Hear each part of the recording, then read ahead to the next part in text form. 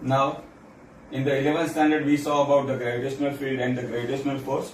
So the formula was G m1 m2 upon r square. Similarly, we have to see about the electric charge, which produces electric field, and the formula will be similar. F is equal to k q1 q2 upon r square. Now see here, q1 and q2 are charges. Now electric charge unit is coulomb, that is given by q1, and we have studied the formula I is equal to q by t. So q is equal to RT. So what is the dimension here? A1 and T1. Now we have to see about the fundamental particle. Electron charge is minus 1.6 into 10 to minus 19 coulomb. We have seen mass is 9.11 into 10 to minus 31 kg. Proton charge is plus 1.6 into 10 to minus 19 coulomb, and mass is 1.67 into 10 to minus 27 kg. Neutron, we know, is the chargeless particle. Mass is similar to that of proton, 1.67 into 10 to minus 27 kg. Okay. Now next we have to see about the subparticle. So far, electron was the smallest particle, but nowadays the modern physics says there is a particle called quarks. Now quarks are subparticles. Okay.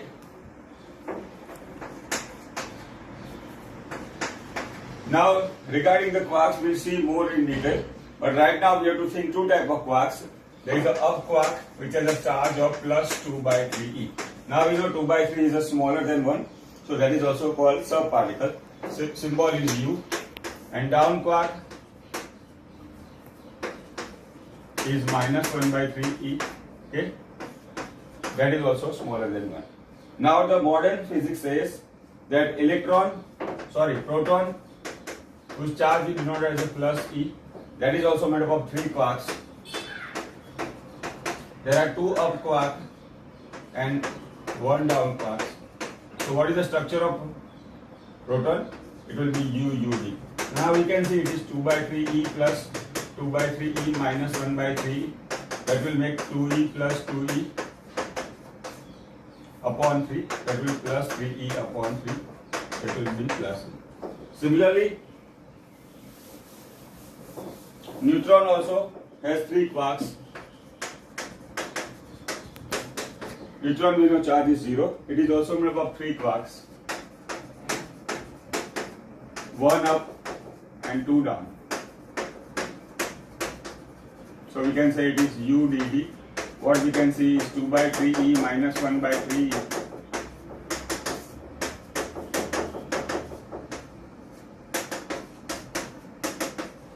Okay, so what we can see, the structure of neutron is UDD. Now, next we have to see about what are the basic property of the electric charge. Now what are these properties? First is the additivity. Second is the conservation of charge.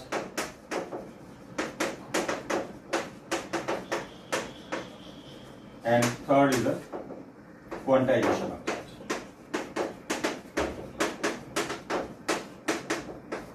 Now we see one by one in detail. Now additivity, just like any algebraic number, electric charge also can be added. That is called the additivity. Similarly, we have got one, Q1 is 2 microcoulomb, Q2 is minus 7 microcoulomb, Q3 is 3 microcoulomb. Then total charge will be Q1 plus Q2 plus Q3. That is 2 plus 7 plus 3. Okay, that is called the additivity. Okay. Now, what is the first property? Additivity. Let us say Q1 is 2 microcoulomb, Q2 is 7 microcoulomb, Q3 is 3 microcoulomb. So just like algebraic addition, we can add the charges like Q1 plus Q2 plus Q3 that we have seen. Second, we have to see about the conservation of charge.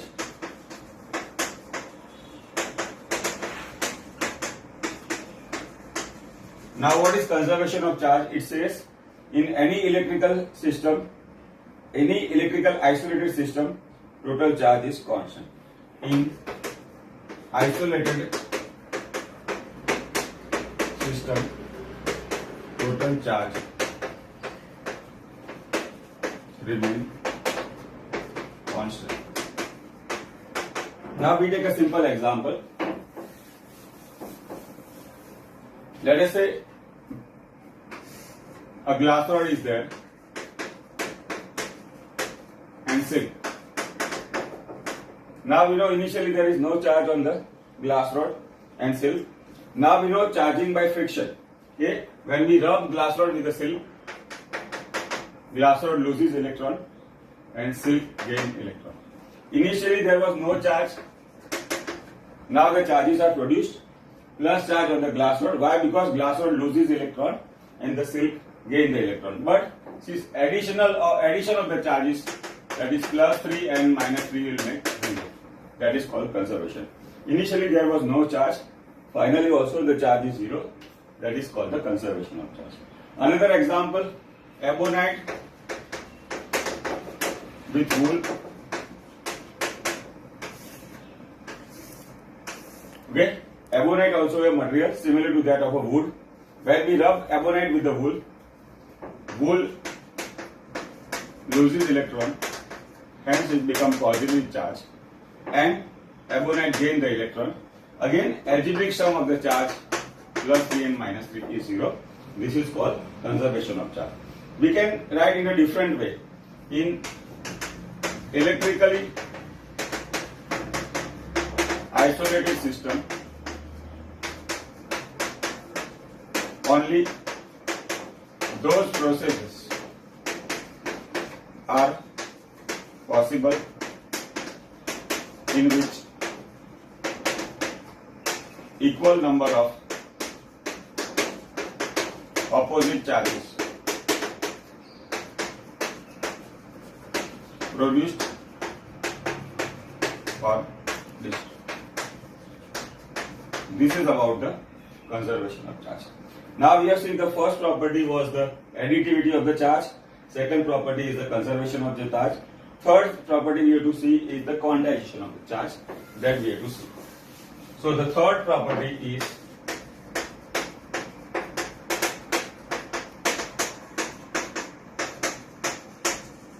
okay. Now it says that all the charge in nature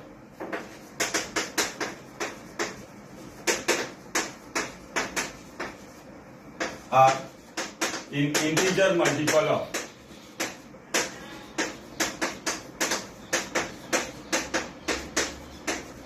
fundamental charge. Now what is fundamental charge? There is a charge of the electron. To represent this we have a formula. Let us say Q is equal to ME. N is an integer number. E is the charge of the electron. Now suppose we are being asked, find out number of electrons in 1 microcoulomb charge. Now microcoulomb that we have seen, micro is a symbol for -6 power that we have seen. Now here Q is equal to 1 microcoulomb is 1 into 10 to minus 6 coulomb. Now E is the charge of the electron. So Q is equal to N, E will give the value of N, 1 upon 1.6. Okay, now if you solve this, we'll get 0.625.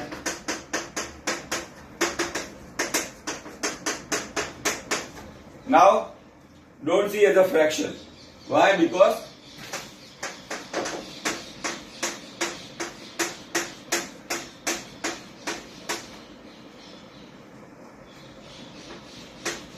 okay, in that sense it is an integer.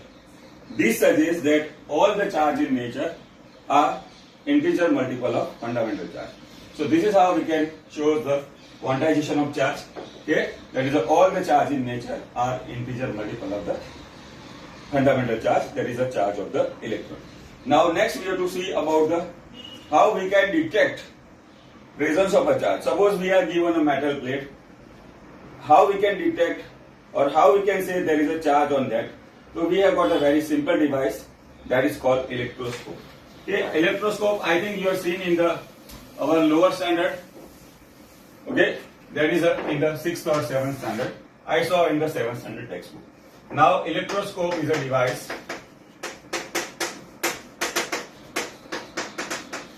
which can detect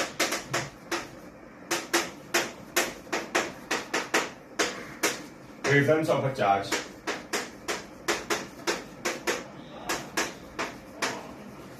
on body. Now there is a very simple device. Now see, this is a glass box.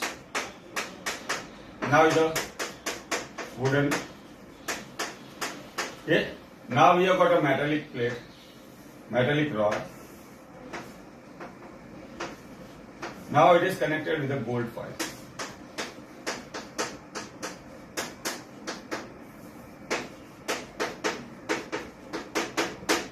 Now there is a metallic disc.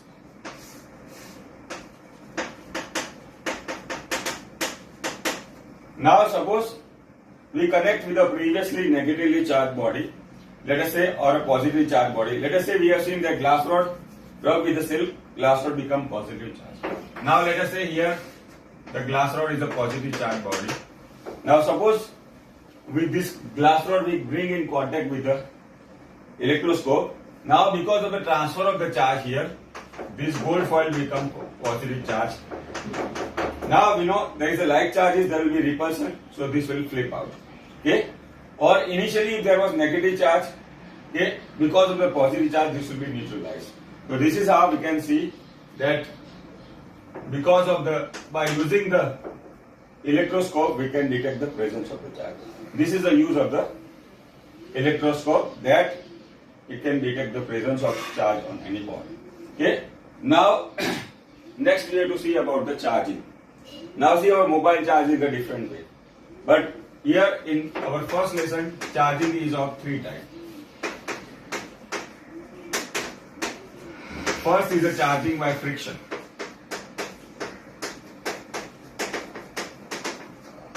Charging by conduction. And charging by induction. Now charging by friction, just now we have seen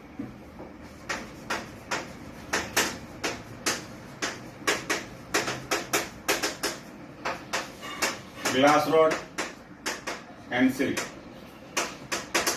Now when we rub a glass rod with the silk, okay, glass rod become positively charged. Why? Glass rod loses electron and silk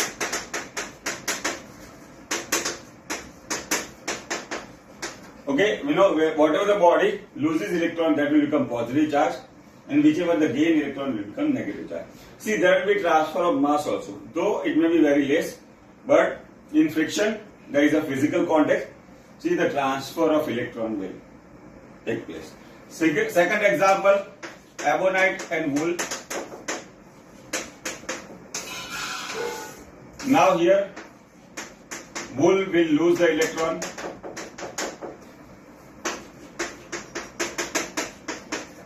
and ebonite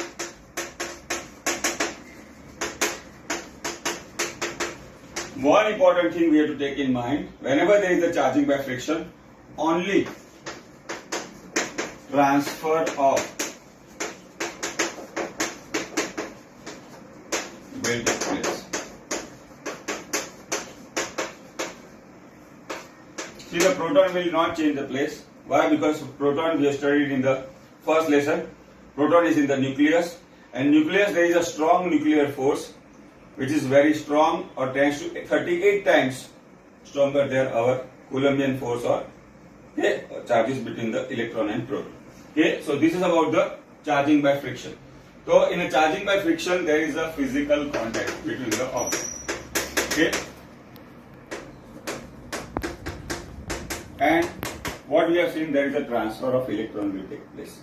Second, we have to see the charging by conduction.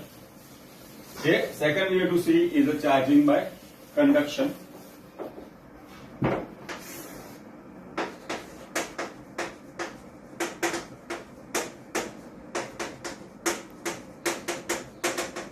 Here also there is a physical contact.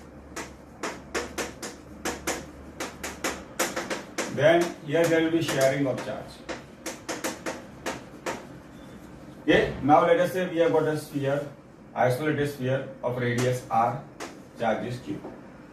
We have got another sphere of radius r of the same material. Identical sphere means same material and radius. Okay.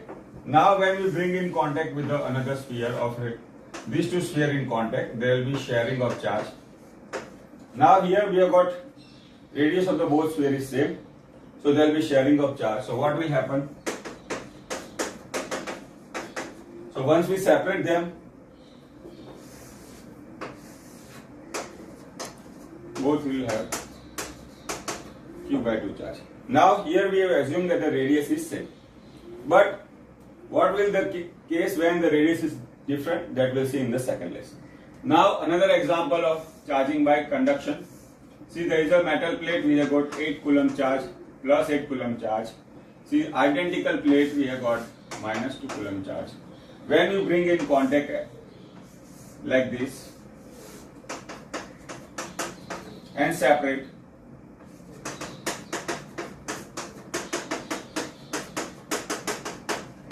so when we separate this plate, both will have. Okay, so this is about the sharing of charge or charging by conduction. Okay, in a conduction there is a physical contact, okay, and there will be sharing of charge. Now next we have to see about the charging by induction. Okay, now what is charging by induction? In induction there is no physical contact. Okay.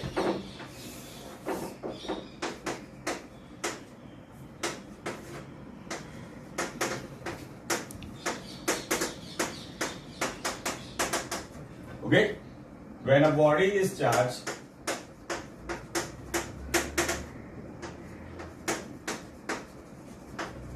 without bringing in contact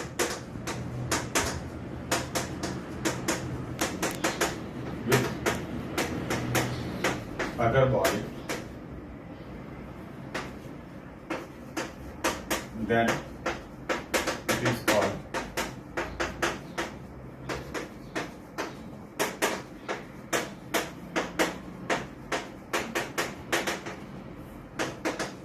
when a body is charged without bringing in contact with the other body, it is called charging by induction. Now let us say we have got an isolated sphere. Okay, what is the meaning of isolated? It is not in contact. Now it's a metal sphere and a wooden platform by which we can place it on a surface. Now suppose we have to get it positively charged. So what we'll do? Now let us say this is condition A. In the second stage, what we do? We bring in contact with we bring nearby a previously charged negative body.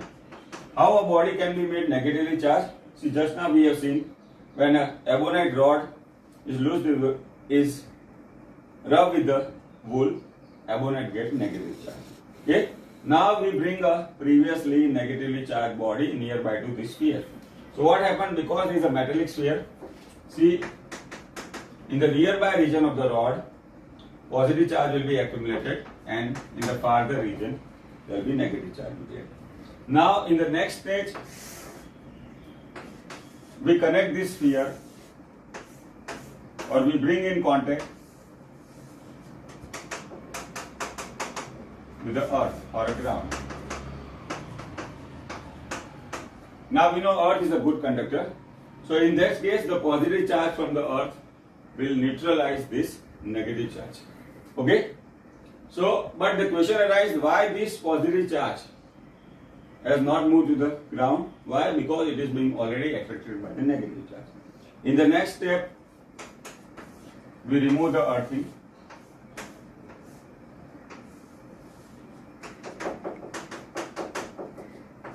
Okay? And finally, we remove the negative charge body. So this positive charge will be distributed over the sphere. Okay? So here, nowhere there is a physical contact between the rod and the sphere. So here, when a body is charged without bringing in contact with the other body, It is called charging by induction. Now let us revise this. Now we have got this isolated sphere and we have to make it positively charged. Now we bring a previously negatively charged body near this sphere. So what happened? Because of the induction, see the positive charge nearby the rod and the negative charge farther region. In the next stage, we connect the sphere with the ground. Okay, so this negative charge on the sphere will be neutralized by the positive charge on the earth. In the next stage, we remove this ground state. So what happened? See there will be positive charge on the sphere only, and finally we remove this negative charge body. So this positive charge will be distributed on the sphere itself. So here the body is not drawing in contact with the other body. That is called charging by induction. Okay. So there were three types. First was charging by friction. Second was charging by conduction, in which there was a sharing of charge. And the third is charging by induction, in which there is no physical contact. This is how we can get body charge. Now next we have to see about the Coulomb's law. Okay. That is our first long question of this lesson. Okay. Now the Coulombian force is force specially meant for the point charge. Later we have for extended object only. So first we start with the Coulomb's law in scalar form.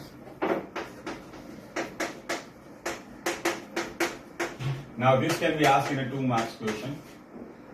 Now first we write down the statement. First we'll see scalar form of this. Now it says, see the Coulombian force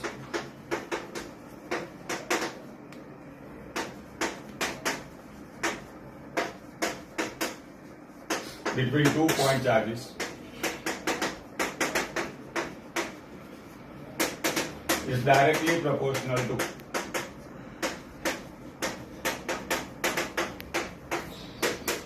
product of the charge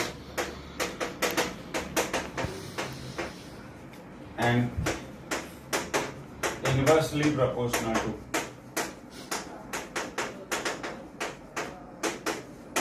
square of the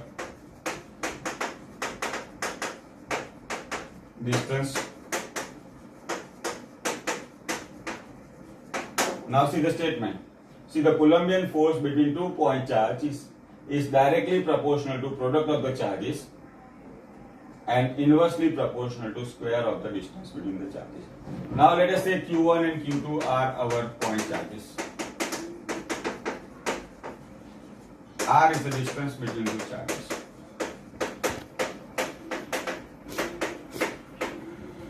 Now let us say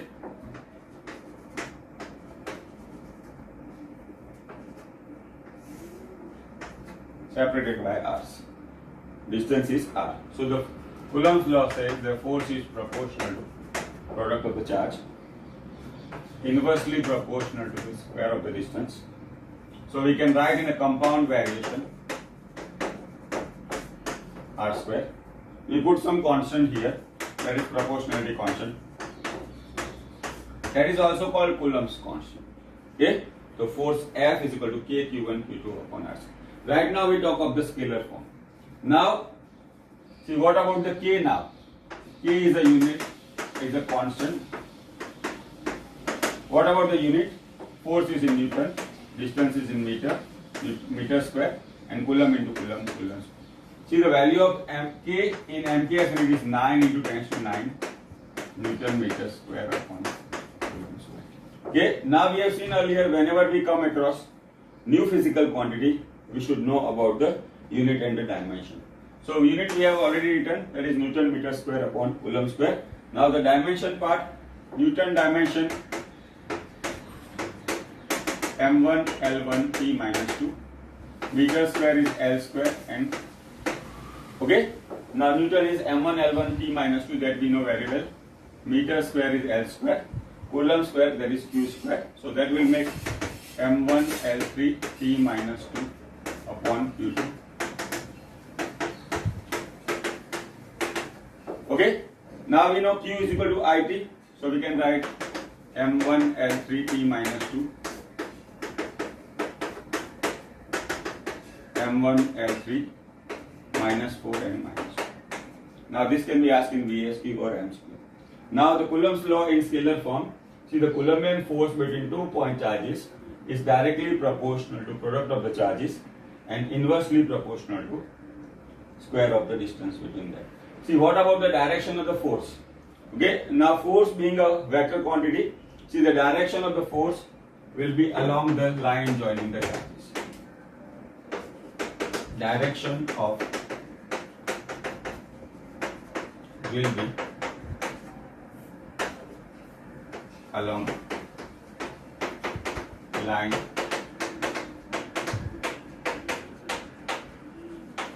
now here Q1 and Q2 we are our point charge, okay, and R is the distance between the charges.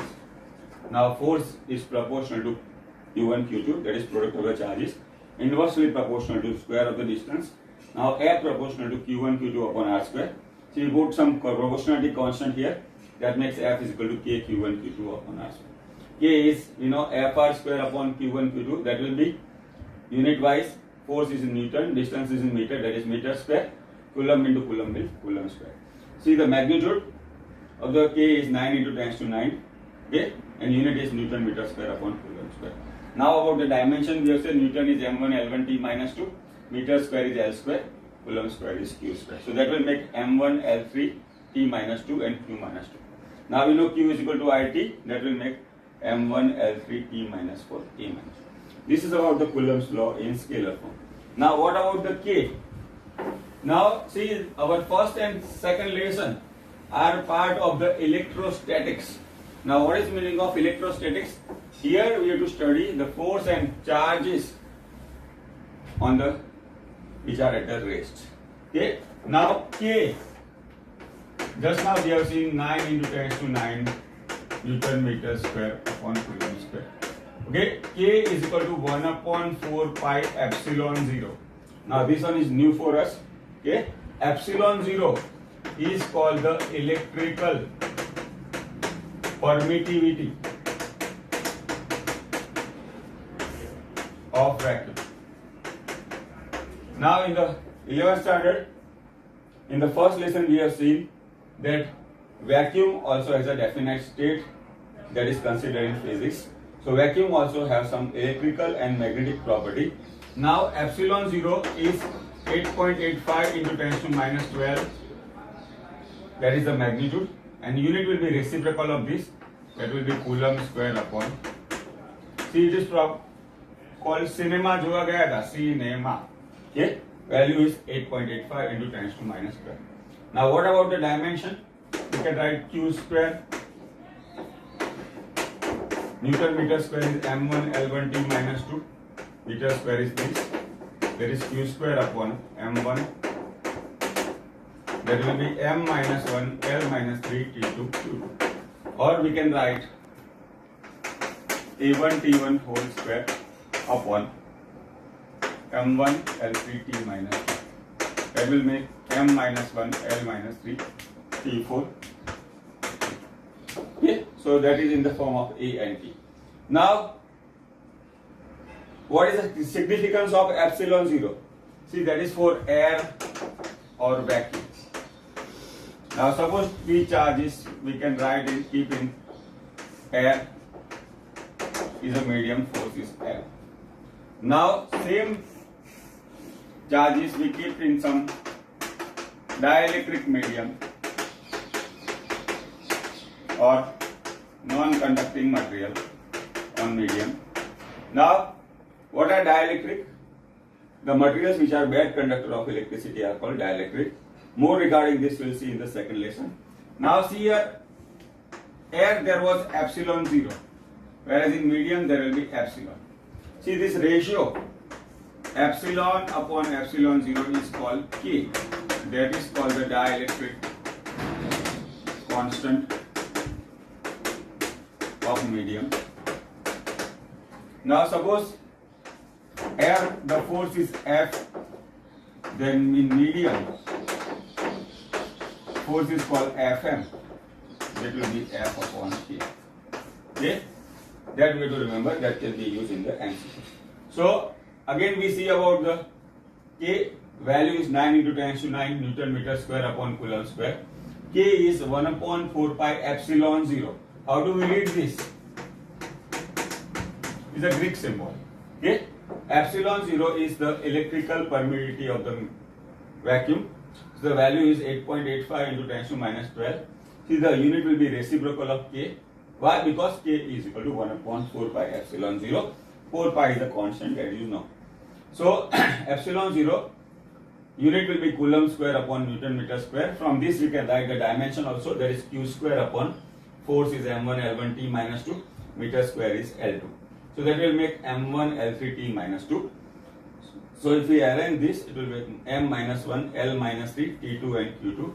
Again Q is equal to IT A1 T1 square m1 L3 T minus 2 that we have seen. So that will make us m minus 1 L minus 3 T4 and A2. Okay. Now what is significance of epsilon 0? Okay. Suppose we keep these charges in air or vacuum, the force acting is F. But the same charges we keep in the dielectric or insulating medium. So in that case we have to know this very well, that epsilon upon epsilon 0 is called the capital K. We have to remember well. Now this was small k, we have to remember well. And capital K is called the dielectric constant of the medium.